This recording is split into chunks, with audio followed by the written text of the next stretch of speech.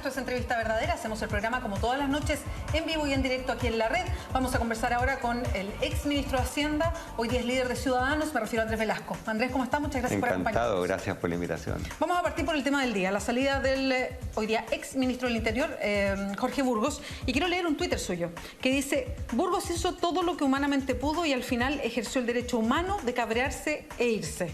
¿Qué quiere decir con este tuit? Que se cabreó, yo creo que es bien evidente, era cosa de verle la cara. Yo le tengo aprecio a Jorge Burgos, creo que la pega de ministro del Interior nunca es fácil. La pega de ministro del Interior en un gobierno bastante desordenado y con una coalición totalmente atomizada como este es doblemente difícil. Y creo que le puso mucho esfuerzo por ordenar, por imponer además sus ideas. Podemos hablar del tema de la idea. Yo creo que es evidente que en la actual nueva mayoría ideas compartidas, si alguna vez las hubo, van quedando bastante pocas. Bueno, y eso tiene un costo, implica un desgaste. Y creo que los seres humanos tienen todo el derecho de decir en algún momento: no va más, hice lo que pude, no ha rendido mucho fruto, aquí está el palito de la posta, que otro lo tome. Ahora, podemos hacer la lectura que usted hace, porque lo que vemos de Burgos era que estaba bastante solo dentro del gobierno y parecía que había cero comunicación con la presidenta de la República.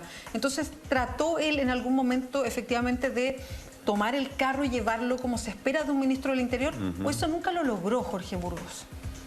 Mira, yo no sé si estaba solo o no estaba solo. Yo conocí la moneda hace 4 años, la moneda actual no la conozco ni la entiendo, así que no me atrevería a especular si estaba solo, si lo invitaban a tomar té o no lo invitaban a tomar té. Yo creo, es bien evidente que el problema, a mi entender al menos, rebasa la moneda. El ministro del Interior en alguna medida tiene que ser el jefe político y eso implica pastorear a la coalición gobernante. Y la coalición gobernante hoy día de coalición le queda bien poco, ¿no es cierto? De hecho, hay varios correligionarios o camaradas o como se llamen, no me acuerdo, miembros del partido Jorge Burgos que andan por ahí diciendo que esta cosa se acabó, vámonos para la casa, en fin. Además, creo que las agresiones repetidas de otros miembros de la nueva mayoría contra Burgos, por ejemplo, ¿cómo se entiende que el expresidente del Partido Socialista, partido de la presidenta, contrariando el acuerdo de su propia bancada, vaya al Tribunal Constitucional para tratar de echar abajo la ley? A mí no me gusta la ley, lo digo inmediatamente. Pero estamos hablando de la ley corta. Exacto, la ley antidelincuencia que impone la detención por sospecha. En lo sustantivo yo no la comparto, pero hablando de la política pura y dura, que el mandamás en los hechos del partido de la presidenta trate de echar abajo la ley que la presidenta firmó y que el ministro del Interior impulsó. Ese es un despelote que no lo entiende nadie, seamos francos. Entonces, ante eso, creo que es bien comprensible que Burgos diga: agarro mi bicicleta y me voy pedaleando. Ahora, usted fue ministro de Hacienda. Siempre se dice que el ministro del Interior por un lado, pero el ministro de Hacienda por otro, son los que manejan el poder en los gobiernos. Usted fue ministro de Hacienda. No me diga que no, porque sí manejan algo importante, pero ¿no le costaba también en ese sentido la negociación con en esa época la concertación? ¿No era también una pega compleja y una coalición que tenía intereses muy distintos? Yo creo que en esa época la relación era mala, hoy día es pésima. Ah, ya. Así. Sí. Yo entré a ser ministro de Hacienda y puedo decir con orgullo que no tenía ninguna cana y mira cómo salí. Sí, no nos olvidemos que en esa época la concertación perdió su mayoría en el Senado. Adolfo Saldívar fue expulsado de la Mesa Cristiana, gobernamos la segunda mitad con minoría. Pasó entonces también, varios de los proyectos emblemáticos de la presidenta Bachelet se los echaron abajo los diputados y senadores de su propia coalición. Había líos entre ministros públicos y bien notorios y algunos con usted directamente. Absolutamente, y créeme que los recuerdo no con una sonrisa en los labios, y además que creo que entonces empezó a incubar algo que hoy día hizo explosión. Es bien evidente que la actual coalición de gobierno su único adhesivo inicial era la popularidad de Michelle Bachelet. ¿Pero existe la nueva mayoría? ¿A su juicio? ¿Existe ese conglomerado? O sea, existió como un arreglo de conveniencia, un matrimonio de conveniencia en su momento, por una razón muy sencilla. Michelle Bachelet era muy popular y había varios que querían subirse a la cola de la novia y ser elegidos diputados o senadores con eso. Pero creo que es bien evidente que la gran diferencia, digámoslo así, entre la concertación. Yo trabajé y voté con entusiasmo por la concertación. Se acabó la concertación, cometió muchos errores, pero dejó un legado que a mí por lo menos me parece valioso. La gran diferencia entre eso y lo de hoy es que la concertación era efectivamente un abanico en que había distintas ideas que estaban representadas. Las ideas de centro que yo suscribo estaban representadas. Creo que si uno mira la historia de Chile, a Chile le ha ido bien cuando el centro ha tenido alguna vela en el entierro. El centro político hoy día en la nueva mayoría no existe. La DC, yo tengo de nuevo aprecio por lo que la DC históricamente hizo. Cuando se murió Elwin, creo que todos, gente incluso que no era de la DC, con admiración y respeto dijo, Chile en esos años avanzó. Pero hoy día la DC se contenta con tomar un proyecto de ley X, puede ser el de educación, puede ser el de impuestos, tantos otros, que no lo representa, que no representa sus ideas, le cambian una coma, como dicen ellos, le introducen un matiz y se acabó la cosa. Entonces es una coalición donde las ideas no priman, donde además, seamos bien francos, el otro adhesivo que los mantiene unidos son los cargos en el Estado. Yo le he escuchado decir en privado, más de un parlamentario, yo me iría, pero si me voy yo, se va todo mi equipo y se queda sin pega. Entonces, ¿cómo me voy a ir? ¿No es cierto? Y creo que al final la gente eso lo nota, y por eso no es casualidad que si uno mira las dos coaliciones de la política tradicional, Chile Vamos por la derecha y la nueva mayoría por, iba a decir centro-izquierda, pero a esta altura es izquierda, en todas las encuestas tienen que 80% de rechazo y 20% de aprobación más o menos, en algunas 21, en otras 19, pero la verdad es que eso no tiene precedente en la historia de Chile. Y ese descontento o quizás el rechazo que hay incluso para todos estos conglomerados, los partidos tradicionales, ¿cuánto de eso han podido recuperar los movimientos que pretenden convertirse en partido como el suyo y los otros que hay, en este caso Ciudadanos? Yo creo que en Chile el cambio político hacia los partidos y movimientos nuevos va a ocurrir. No tengo bola de cristal, no me atrevería a decir que va a ser mañana o pasado. ¿Pero es lento y hoy día es lento? A ver, lo primero que es lento es el proceso de constituirse como partido, porque sí, los que hicieron las reglas son los que están ahí. Exacto. ¿No es cierto? Y sabemos que las reglas no son simétricas. Los partidos existentes registran a un militante con un mail que nadie fiscaliza. Nosotros tenemos que pedir permiso municipal, pararnos en la calle, conseguir un notario, mojarnos, como hice yo 3 días la semana pasada parado en la vereda en Valdivia. Nos fue bastante bien con la firma, pero terminamos todos resfriados. Pero más allá de eso, que tiene un elemento anecdótico, yo creo que es bien evidente que en Chile hay una demanda latente grande, y así lo he constatado conversando con gente en la calle en Antofagasta o en Puerto Aysén o en Valdivia o en la Florida, que dice, mira, te resumo el diálogo que yo he tenido con cientos de personas paradas en una plaza pidiendo firmas. Señora, ¿le puedo quitar un minuto? Sí, claro, dígame, ¿de qué se trata? Estamos formando un partido político. ¿Es nuevo o es viejo? ¿Es de los mismos? Porque si es de los mismos no me interesa. Si es nuevo, cuénteme más.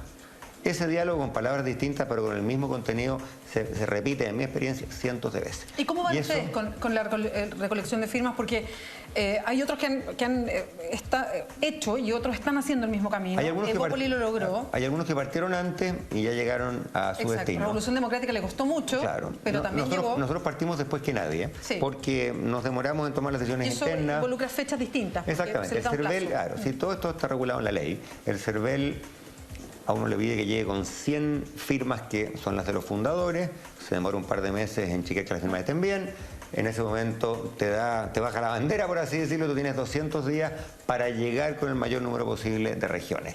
Esos 200 días para nosotros se cumplen el 28 de julio, después que Evópoli, después de Revolución Democrática. Pero vamos a llegar con un conjunto de regiones, no las 15, pero con un buen conjunto de regiones. Nos vamos a dar hasta fin de año para completar las otras. Nuestro propósito central es competir en las parlamentarias del próximo año. Ya. ¿En las municipales? Para las municipales, por los plazos que el CERVEL nos impuso, llegamos tarde. Ya. Y además queremos hacer pocas cosas bien y no muchas cosas no tan bien. Así es que nuestro propósito es las del próximo año. Y me atrevo a decir hoy, y no lo digo exclusivamente en nombre de Ciudadanos, creo que también va a estar Revolución Democrática, Evópoli, Amplitud y capaz que alguno más logre meterse. Me atrevo a decir que vamos a ver en ese congreso que se elija en noviembre del próximo año muchas caras nuevas de partidos nuevos. Y ojo que esto no es solamente un fenómeno chileno. Ciudadanos de España no existía hace 3 años como partido nacional. Hoy día tiene 40 escaños en las Cortes en España. Podemos, un partido de izquierda duro en España, tampoco existía, hoy día tiene creo que 60 o 70. Tanto es así que entre los dos partidos nuevos hoy día en España tienen casi la mitad de los votos. Bueno, de hecho pusieron en jaque el sistema tradicional. Absolutamente. Lo que hemos visto. Y si tú miras lo que ha pasado, bueno, miremos lo que está pasando en este momento, tic, tic, tic, en Perú, ¿no es cierto? En que un independiente como Kuczynski, sin partido, le está ganando a la máquina del ex dictador Fujimori, cosa que nadie vaticinó.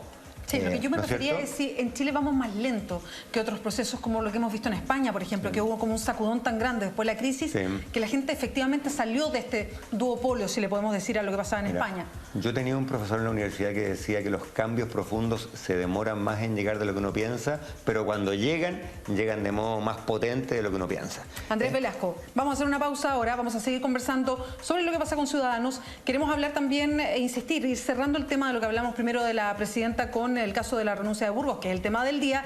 Y quiero preguntarle también a Andrés Velasco por la querella que presentó la presidenta en contra de periodistas de la revista ¿Qué pasa? Ahora un resumen de noticias, la pausa y volvemos. Seguimos conversando con Andrés Velasco, ex ministro de Hacienda, hoy día es el líder de Ciudadanos. Estábamos recién hablando del partido político, de la conformación, de la reunión de firmas. Yo quería volver para cerrar el tema de la renuncia de Burgos hoy día y le quería preguntar, usted que fue ministro en el anterior gobierno de Bachelet, ¿es muy difícil ser ministro de la presidenta Michelle Bachelet? Yo creo que siempre es difícil ser ministro del Interior, primero que nada. Tienen las labores más ingratas, seguridad ciudadana, que ningún gobierno ha logrado resolver. Esa es la otra cosa, dicho sea de paso, de la cual la gente se queja en la calle a gritos. Y perdona que reitere lo que decía antes, el ministro del Interior es el jefe político de la coalición en los hechos.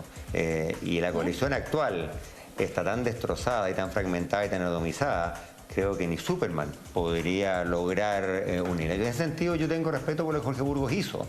Creo, como decía, que hizo lo humanamente posible, pero nadie está obligado a lo imposible, decía un viejo socialista. ¿Para usted fue un buen ministro del Interior? Yo creo que fue un buen ministro del Interior de una mala coalición. Ahora, convengamos que la situación de Jorge Burgos no es novedosa en el caso de los gobiernos de Michelle Bachelet. Pasó lo mismo en su primer gobierno, ahí usted fue testigo directo porque era parte del gabinete. Pasaron 3 ministros de la democracia cristiana y también con roces bullados. Belisario Velasco en algún momento dijo, bueno, me fui porque la presidenta ni siquiera me contestaba el teléfono en ese momento. Ahora Jorge Burgos pasaron por situaciones muy similares y ahora se nombra a otro demócrata cristiano, de hecho, con una raíz muy conservadora. ¿Qué hay? ¿Un mal cálculo? ¿Es un cupo fijo para la democracia cristiana que solamente rompió en algún momento Rodrigo Peñailillo? Yo creo que el nuevo ministro fue un muy buen ministro en los 90. La pregunta es si se puede y se debe seguir buscando soluciones de los 90 para el siglo XXI. En lo valórico, claramente yo estoy del otro lado. Creo al revés. Creo que este gobierno ha sido un gobierno que se dice progresista, ha sido extremadamente, antes de la llegada del nuevo ministro del Interior, en temas valóricos. La persona más enojada en el Congreso en Valparaíso el 21 de mayo era Luis Larraín, presidente de la Fundación Iguales, a quien se le había dicho en todos los tonos que la presidenta iba a anunciar un proyecto de ley para avanzar en el matrimonio igualitario, que se cae de cajón en Chile. Y curiosamente, este gobierno que se dice progresista en ese tema está a la derecha de muchos, me incluyo. Entonces, por ese lado no nos debemos sorprender.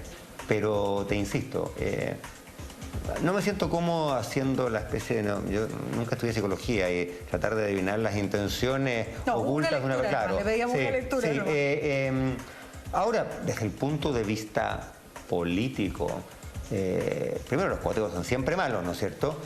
Yo puedo entender que los 3 principales partidos de la nueva mayoría quieran estar en el comité político en La Moneda, pero cada silla no tiene un nombre, ni tiene el nombre de un partido, eso sería injustificable, ¿no es cierto? No vamos a decir este ministerio es de fe, o este ministerio es socialista. La mayoría de concertación han tenido coteos permanentes. Usted también por supuesto. Que es una de las cosas que a mí me llevó a alejarme de la nueva mayoría, porque cuando a mí me llevaban, lo he contado más de alguna vez en conversaciones como esta, cuando le llamaban los senadores a amenazarlo porque ponme tantas personas de mi partido en tal cargo, cosa que yo me negué a hacer, y varias de las peleas que tuve con connotados senadores tuvieron ese origen. Bueno, esa es historia antigua, lamentablemente la práctica no es antigua, pero lo que yo decía, para hilar un poquito más fino, es lo siguiente. Creo que es de algún sentido común que si hay 3 partidos que en alguna época fueron grandes, ya no lo son, el PS, el PPD y la ADC, digan, bueno, este ministro de la moneda, representen, no, eso no me parece tan preocupante. Lo que no me puedo imaginar es que le hayan colgado una chapita a cada silla y digan el Ministerio del Interior es mío, el de la presidencia es tuyo. Eso creo que desafía todo sentido común y por lo tanto uno se pregunta, por ejemplo, por qué Pancho Alegui, que en los hechos no digo solamente con Jorge Burgos, pero por mucho tiempo ha tenido mucha influencia en la moneda, pudo haber sido el ministro del Interior, por ejemplo, y pudo haberse buscado donde se otro cargo, en fin. Esa es ingeniería política chica, yo no me quiero meter en eso, pero entiendo de dónde viene tu pregunta, ¿no es cierto? Esta es una fórmula que en el pasado dio muchos problemas y es bastante plausible preguntarse por qué habría de ser distinto ahora. Tal cual. Andrés Velasco, quiero preguntarle por la querella que presentó la presidenta Michelle Bachelet, una querella penal, además, en contra de periodistas de la revista ¿Qué pasa?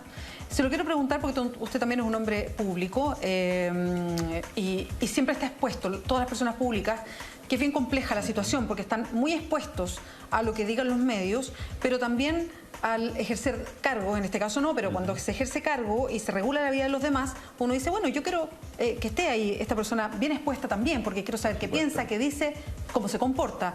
¿Qué piensa usted de la querella de la presidenta? Muchas cosas, pero parto por dos. Primero, hay un debate filosófico, jurídico, político que no inventamos hace 15 días en Chile. Carlos Peña citó un famoso fallo de la Corte Suprema de los Estados Unidos. Más o menos, ¿dónde creo yo que debe estar el buen juicio en esta materia? Primero, es evidente que no hay democracia sin libertad de prensa y como tú dices muy bien y lo comparto, quienes estamos en la vida pública estamos sujetos a un escrutinio especial, si uno es ministro o lo que sea. Al mismo tiempo, así como eso es evidente, creo que también hay una segunda cosa que es evidente que no siempre se dice, que citando a ese famoso fallo de la Corte Suprema, un medio no puede tolerarse a sí mismo una indiferencia, esta es la cita exacta, temeraria con respecto de la verdad. ¿No es cierto? Hay que ejercer un buen juicio. No, esto no es un juicio respecto de lo que hizo, no hizo, qué pasa, sino que en general. Uno se puede imaginar muy bien, por ejemplo, como en la política, se montan operaciones para desacreditar a alguien. Y tú trabajas en un medio, yo imagino que si el día de mañana hay dos candidatos y uno monta un infundio para desacreditar a otro, ustedes no van a correr a publicarlo, se van a preguntar, bueno, ¿es plausible o no es plausible? ¿Qué tan creíble es la persona que lo dice? Solo para precisar, ¿usted apoya la querella de la presidenta? Allá iba, es que yo te decía que tenía dos. ¿Sí? Entonces, para redondear el primer punto, yo creo que ese equilibrio hay que buscarlo y no siempre se busca. Segundo, creo que si se va a buscar por medio de una acción legal, tenía mucho más sentido que fuera civil y no penal, porque es difícil, y este es el punto más político, que alguien plausiblemente acepte la hipótesis de que es una acción penal de una ciudadana o ciudadano, especialmente cuando el domicilio de la querella es el Palacio de la Moneda y cuando los testigos son ministros de Estado, a quienes, dicho sea de paso, ni siquiera se les comunica que van a ser ministros de Estado. O sea, yo creo que el tema del ministro del Interior, el tema de la querella, la reforma laboral y tantas otras, además nos muestran un hilo común, que es una desprolijidad extraordinaria a la hora de hacer cosas tan sencillas como levantar el teléfono. Oye, no digo la presidenta, pero para eso hay equipos de segundo piso. ¿Te parecería ser testigo? Ah, muy bien, gracias. Cuando al ministro, cuando a Janio Cavallo lo pillan en un pasillo y le digan, oiga, ¿usted va a ser testigo? ¿Testigo de qué? Bueno, uno se pregunta, si en un tema tan delicado la gestión de la política es así, bueno, que queda para los proyectos de ley. Y por eso no es tan sorprendente que muchas leyes, lo conversábamos antes, hayan tenido que ser parchadas. Yo quería entrar al tema de la libertad de expresión a propósito de la posición que pueden tener desde Ciudadanos, un tema que hoy día se puso en debate a propósito de la querella. Veíamos a mucha gente, parlamentarios también rasgando vestiduras por la libertad de expresión, lo que me parece muy bien, creo que es un súper buen debate. La libertad de expresión por un lado y el acceso a la información de los chilenos por parte de otro, que no es lo mismo pero se cruzan. Y ahí quiero entrar a algo mayor y me gustaría saber si ustedes como ciudadanos lo debaten, si tienen postura, y tiene que ver con ¿quiénes son hoy día los propietarios de los medios de comunicación en Chile? ¿Cuál es la concentración que existe de medios de comunicación? Y si eso ayuda efectivamente a la democracia o lo podemos considerar libertad de expresión o libertad de acceso a la información. ¿Qué pasa también cuando grandes conglomerados económicos tienen además propiedad de un medio de comunicación. En otros países eso está reglamentado por lo que puede significar la utilización de la información. También el nivel de transparencia, el evidenciar cuando se es conglomerado, el evidenciar, por ejemplo, como en Estados Unidos lo hacen las editoriales de muchos periódicos y revistas que dicen por quién están como candidatos presidenciales, entendiendo que es de importancia para el público que los lee. ¿Cuánto de eso ustedes lo han abordado desde Ciudadanos para conversar y cuál es su visión al respecto?